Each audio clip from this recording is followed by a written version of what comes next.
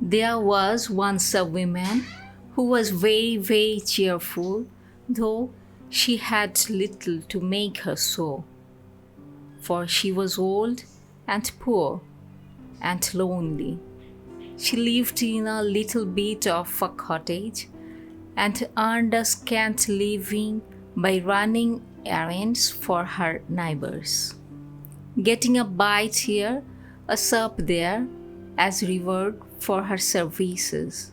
So she made shift to get on, and always looked as spry and cheery, as if she had not a want in the world.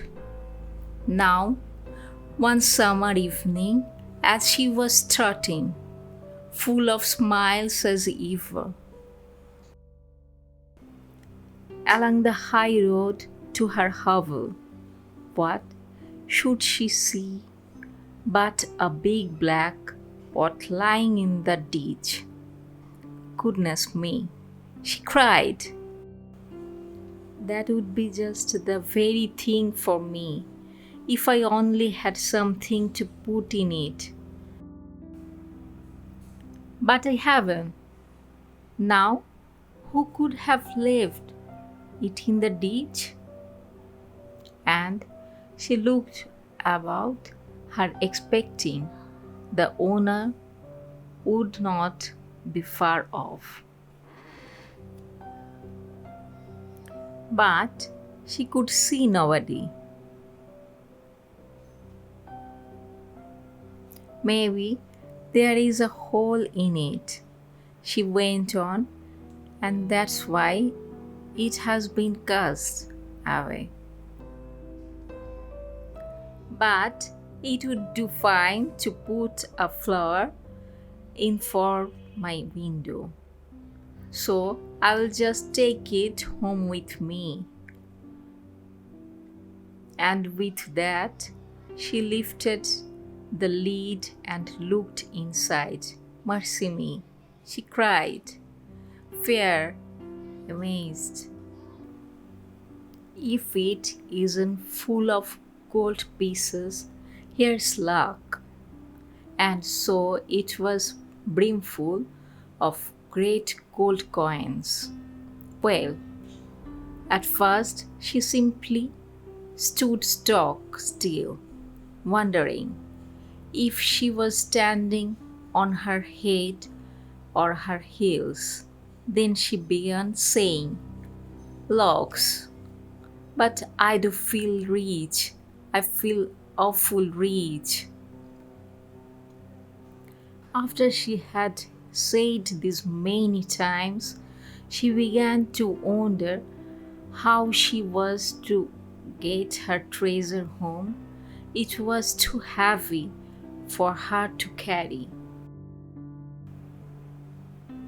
and she could see no better way than to tie the end of her shawl to it and drag it behind her like a go-kart.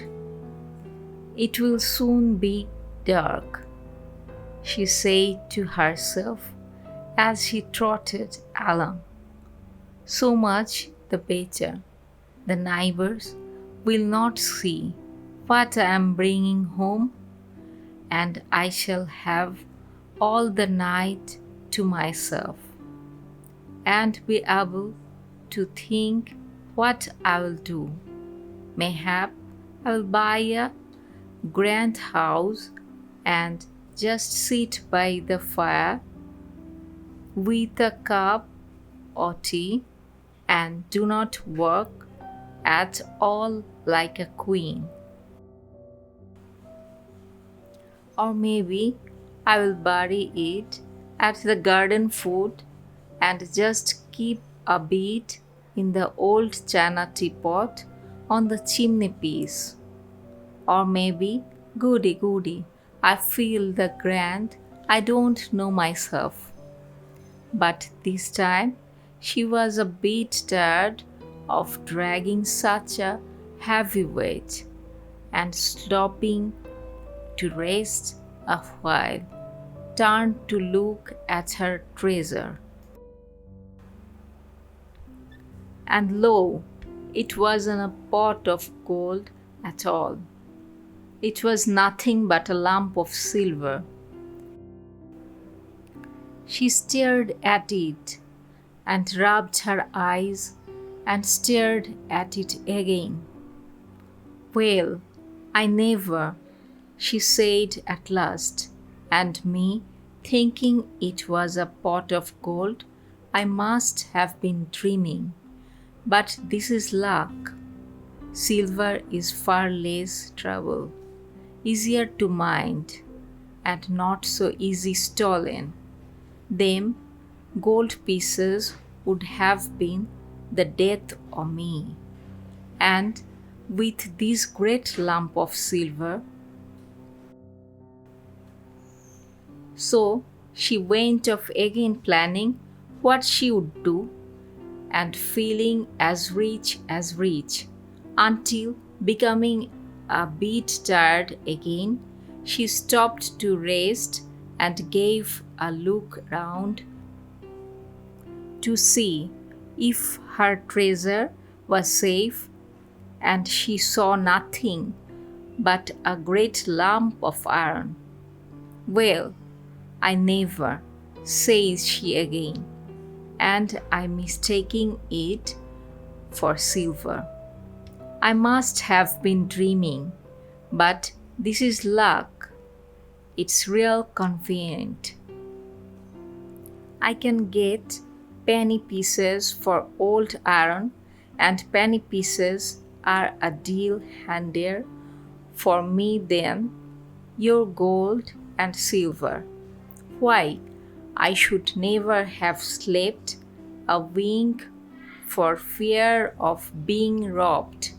But a penny piece comes in useful, and I shall sell that iron for a lot and be real rich, rolling rich.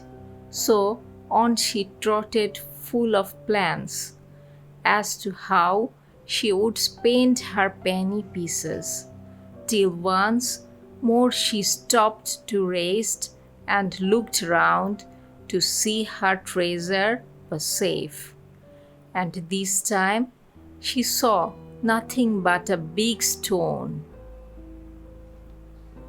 Well, I never, she cried, full of smiles, and to think I mistook it for iron. I must have been dreaming. But here's luck indeed, and me wanting a stone terrible bad to stick open the gate. Eh my, but it's a change for the better. It's a fine thing to have good luck, so all in a hurry to see how the stone would keep the gate open. She trotted off down and hill till she came to her own cottage.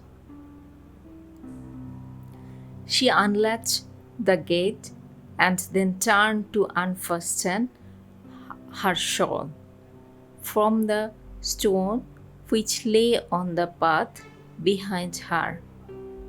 Ay, it was a stone sure enough. There was plenty light to see it lying there, douse and peaceable as a stone should. So she bent over it to unfasten the shawl, and when, oh my, all of a sudden it gave a jump, a squeal, and in one moment was as big as a haystack. Then it let down four great lanky legs and threw out two long ears, nourished a great long tail, and romped off, kicking and squealing and whinnying and laughing like a naughty, mischievous boy. The old woman stared after it till it was fairly out of sight, Then she burst out laughing too.